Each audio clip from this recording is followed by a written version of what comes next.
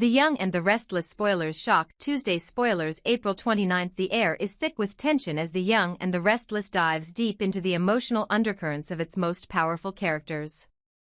Victor Newman, usually the calm and collected force behind Newman Enterprises, is now visibly shaking with anger. For someone as controlled and manipulative as Victor, it takes a lot to push him to this breaking point, and it seems that something, or someone, has finally done just that. Victor, seething with fury, confesses to Michael Baldwin that he feels like a different man. "I think someone has come to me and turned me into someone else," Victor says bitterly, the weight of his frustration heavy in his voice. He reflects on Jack Abbott's erratic behavior, recalling how Jack seemed almost unhinged the other day. Michael, ever the sharp lawyer, picks up on Victor's tension and asks, "What are you doing with him, Victor? Why is this affecting you so much?" But Victor, as always, keeps his cards close to his chest. "I'm not telling you anything," he retorts, the mistrust clear in his words. "I don't trust you 100%, Michael. Not after everything." This admission stings, especially coming from the man who's been a mentor and ally to Michael for so many years. Victor's faith in Michael has been wearing thin for some time, but now, it seems the cracks have finally shown. Michael, pushed to the edge, responds sharply. "What more do I need to do, Victor? All I've ever done is be loyal to you. All of this, all of the loyalty I've given you, it's for nothing?" His voice rises with frustration, the years of service and sacrifice finally catching up with him. He's been a part of Victor's schemes, fought his battles, and stood by him through thick and thin, most notably, throughout the war against Ian Ward, but it seems to have counted for little in Victor's eyes. Victor, still boiling with anger, reacts furiously. "To call that woman a human being is an insult to humanity," he shouts, the depth of his rage spilling over. It's clear he's referring to Jordan Howard, and the deep betrayal he feels from her actions. Victor, who has always demanded loyalty and respect, feels particularly wounded by Jordan's choices. "After what she did," Victor continues, his voice dark with disdain, "you should be at my side, Michael. You should be repaying me for the rest of your life." His bitterness is palpable, he's holding Michael accountable for Jordan's mistakes, as though his long-standing relationship with Michael should somehow cover the sins of others. Michael, clearly taken aback by the accusation, fires back, "I have tried. I've been by your side through everything, Victor. Through the war with Ian, I stood by you." His words echo through the room, filled with both anger and a sense of betrayal. The years of dedication, the times he's put his own integrity on the line for Victor, seem to have been forgotten in the wake of everything that's transpired. Michael's voice quivers with disbelief as he demands an answer. "How can you still doubt my loyalty?" Victor, the man who always sees himself as the one in control, responds in the only way he knows how, with a cutting remark. "You're trying to control me, Michael," he spits, accusing Michael of undermining him in a subtle, manipulative way. "Do you feel it? Do you feel it now? The anger? The rage? I'm angry with you, Michael. And you've done nothing but provoke it." The air between them crackles with the weight of Victor's fury, and it's clear that Michael has hit a nerve. The room becomes tense, the emotional power dynamic shifting drastically. Michael is caught in a whirlwind of emotions, he's been loyal to a fault, but now, he's starting to see the cracks in the man he's always followed. Victor's words are laced with betrayal and frustration, and it's clear he no longer sees Michael as the ally he once was. Michael's role in the Newman family, once solid and secure, is now in jeopardy. His decisions, his actions, no longer matter to Victor, who sees them as a threat to his control. In the midst of the rising tension, Victor's phone rings, breaking the stalemate between the two men. With a brusque motion, Victor dismisses Michael, clearly unwilling to discuss anything further. "I don't have time for this," he mutters, his tone cold and final. The conversation ends just as abruptly as it began, with Victor's anger still lingering in the air. As Michael leaves the room, seething with frustration, Victor's next move is to pull out his phone and send a text to Jack Abbott. It's the first step in what could become a dangerous new game for Victor, a game where his alliances are being tested, and his control over his empire is slipping. Victor asks Jack if he'd like to meet for a drink, an invitation that reeks of both business and personal calculation. Victor has been at the top for so long, but now, with Michael's betrayal and the ongoing turmoil within his own family, he might be looking for new allies, or at least, new ways to distract himself from the cracks forming in his empire. The implications of this secret meeting between Victor and Jack could be immense. Both men are powerful, manipulative figures in Genoa City, but they have long been at odds. Their rivalry is legendary, and the stakes are incredibly high. Victor, ever the strategist, is likely considering how to position himself in the face of his growing discontent with his current allies, Michael, in particular, and how he can use Jack to his advantage.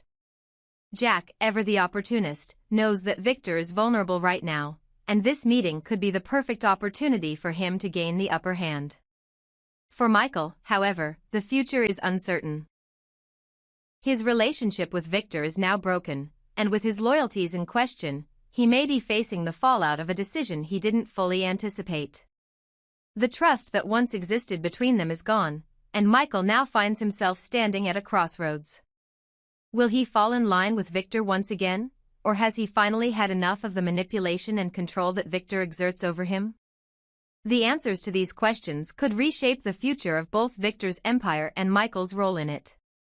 The growing tension between Victor and his allies, including Michael, is setting the stage for a thrilling and dramatic shift in the power dynamics of Genoa City. As the stakes rise, it's anyone's guess how far Victor will go to protect his legacy, and who will stand by his side when the dust finally settles. The emotional fallout from this confrontation could be felt across the city, affecting not only the Newman family but also the Abbotts, the Newmans' fiercest competitors. One thing is certain, Genoa City's corporate wars are about to reach new heights, and no one is safe from the fallout. Mariah Copeland has often been one of the more reserved characters on The Young and the Restless, but it seems like the show is gearing up to bring her back into the spotlight with some intriguing twists, particularly involving her relationship with Tessa. Recently, Mariah's absence has left viewers wondering about her storyline, and the suspense around her character is about to reach a boiling point. As the days go by, it's clear that there's a lot more brewing beneath the surface, especially as we see her interacting with Tessa in a way that could change everything. In the upcoming week, we'll be seeing Mariah and Tessa share more scenes, which will likely spark new questions and drama for the couple. From the teasers, it seems that Mariah is hiding something significant from Tessa, a secret that will undoubtedly create tension between them. The big question, of course, is, what is Mariah hiding? Why is she keeping this information from the woman she loves? And more importantly, how will this secret affect their already complicated relationship?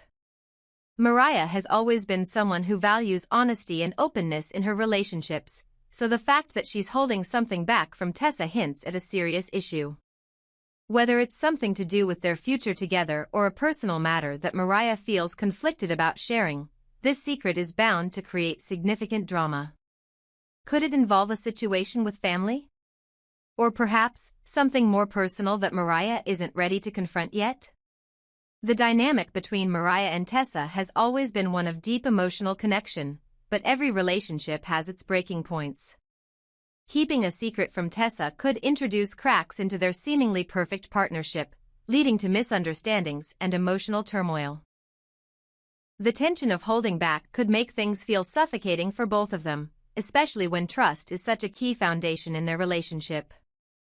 Tessa, with her deep understanding of Mariah, will likely sense that something is off, and when she finds out the truth, the fallout could be more significant than anyone expects. Will Mariah's secret push them apart, or will it force them to confront even deeper layers of their bond? On the other side of Genoa City, Daniel Romalotti's journey has taken a much darker turn. After leaving Abbott Communications, he finds himself adrift, uncertain about his purpose or how to move forward. Daniel's deep sense of loss is evident, and it's clear that he's struggling to find meaning in his life.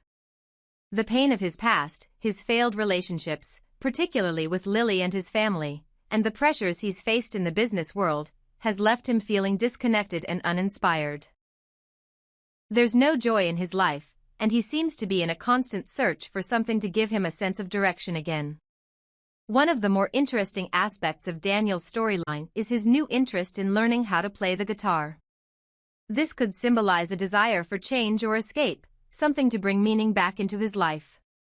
It could be a metaphor for Daniel's search for self-expression, or perhaps a way for him to channel his emotions and frustrations in a creative outlet. Regardless of his reasons, the guitar serves as a new distraction, a way for Daniel to deal with his inner turmoil, even if it's just for a short time. However, there's still a deep, unresolved sadness in Daniel. It's not just the guitar lessons that are his only attempt at finding meaning. He's still grappling with the weight of everything that's happened to him. The loss of direction is something many viewers can relate to, and it's a reminder that sometimes, no matter how much you try to move forward, the past has a way of holding you back. In contrast to Daniel's struggles, Phyllis Summers remains ever-present in her worry about her son. Phyllis, the ever-driven and controlling matriarch, can't help but want to fix things for Daniel, despite his insistence that he needs space. Her pressure on him to return to Abbott Communications and take charge of his life again is not helping, and in fact, is likely making things worse. Phyllis, though well-meaning, is unable to see that her son needs time and space to heal on his own terms, not through her demands. Phyllis's constant interference could further alienate Daniel, making him feel more suffocated and unable to find his own path. Daniel, having been under Phyllis's thumb for much of his life, is at a crossroads where he needs to find his own purpose without the constant shadow of his mother's expectations. Her push to get him involved in the family business might just be her way of showing love, but it's clear that Daniel is not ready for that. He doesn't want to be forced into a role he's not ready for, and until he feels like he's found something he can be passionate about on his own, he'll continue to resist. But Phyllis is a force to be reckoned with, and it's hard to imagine her giving up easily on her vision for Daniel. While she may be overbearing at times, her heart is in the right place. She wants the best for her son, even if that means pushing him toward a future he's not ready to embrace. For Phyllis, it's all about control, trying to fix everything so that her family can be whole and successful. But the more she forces Daniel into a mold he doesn't fit, the further he will pull away from her, possibly leading to even more tension between them. Meanwhile, the dynamics between Mariah, Tessa, Daniel, and Phyllis will continue to unfold, creating layers of emotional complexity and power struggles. Whether Mariah's secret will tear her and Tessa apart, whether Daniel will find his purpose in the music he's learning to play, or whether Phyllis will ever truly give Daniel the space he needs, these are questions that will drive the story forward in exciting ways. As the characters confront their own personal battles and their relationships with one another, viewers will be on the edge of their seats, waiting to see how these intertwined lives will ultimately resolve their issues. The secrets, the heartaches, and the quests for self-discovery will continue to shape the world of Genoa City, and only time will tell how things will end. The tension at GCAC continues to rise as Audra Charles and Lily Winters engage in a charged confrontation. Their disagreement, long simmering beneath the surface, finally comes to a head. Audra, ever the poised and calculating figure, confronts Lily with a pointed question: "Are you trying to provoke me into a fight?" The weight of her words hangs in the air, but Lily remains calm, her voice steady as she responds, "I'm not looking for that." Yet, the underlying tension between the two women can't be ignored, and Audra isn't so easily swayed. Audra, not one to back down, counters by asking if there's a middle ground between them, a way to meet somewhere in the middle. The conversation is as much about power as it is about control, each woman trying to stake her claim in the world around her. And just as quickly as the conversation turns toward their animosity, the discussion pivots to something more personal: Holden Novak, a man who has been at the heart of this web of tension. The history between Audra and Holden is complex, and it's clear that Lily is not ready to let go of her suspicions. Holden, who has been a looming presence in their discussions, is caught in the crossfire. He watches from the bar, his gaze focused on Audra as Lily makes her observations. The atmosphere in the room is thick with unspoken words, with Lily quietly acknowledging the elephant in the room. She points out Holden's presence, but Audra, ever deflecting, quickly shuts down the topic. I'm not interested in picking up where we left off, she says curtly, distancing herself from Holden, despite the lingering tension in the air. Lily, however, isn't convinced. I'm sorry, I wish I could trust you, but I just can't, she replies, her words carrying the weight of years of mistrust. The conflict between the women is palpable, and the scene sets the stage for even deeper revelations to come. Audra's deflection only raises more questions, and Lily is determined to get answers. As Audra exits, the stage is set for a quieter, but no less charged, interaction between Lily and Holden. Lily approaches him with a directness that matches the underlying unease of the situation. "What are you and Audra hiding?" she asks, her eyes narrowing with suspicion. The question hangs in the air, and Holden's response is one of surprise and defensiveness. "Sorry," he replies, playing coy, but it's clear he knows exactly what she's asking. Lily, never one to back down, doesn't let him off the hook. "No, really." "Hello, Holden, how are you?" she pushes, her voice laced with both curiosity and determination. She's pressing for the truth, and it's evident that she's not satisfied with his evasive answers. In their tense exchange, Holden reveals more about his own frustrations. "You're standing on the sidelines of everything that's going on with my family," Lily states, confronting him about his involvement, or lack thereof, in the ongoing drama that's unfolding. Holden's response, however, reveals his own bitterness. "I know women like you," he says sharply, his voice carrying a mix of irritation and cynicism. "I really think you enjoy digging up dirt on people, exposing them. It makes you feel superior." Holden's words strike a nerve. His assessment of Lily's motivations feels both accurate and hurtful, and his comment hangs in the air, forcing Lily to confront the way she has sometimes approached situations in her life. It's a reminder that, in the world of the young and the restless, no one is ever just a victim or a hero, everyone has their own flaws, their own insecurities, and their own motives. The confrontation between Lily and Holden serves as a catalyst for the deeper, more personal battles that are brewing beneath the surface. For Lily, it's a moment of reckoning, where she must confront not only Holden's accusations but also her own role in the unfolding drama of her family.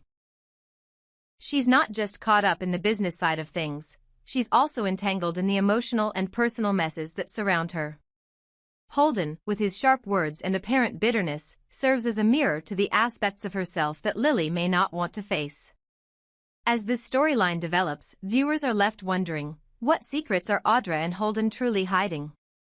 What deeper connections exist between them, and how will those secrets affect the people around them, particularly Lily? The complex relationships in the young and the restless are rarely simple, and this latest confrontation between Lily, Audra, and Holden is just the tip of the iceberg. The emotional stakes are high, and the ripple effects of these interactions will undoubtedly have long-lasting consequences for everyone involved.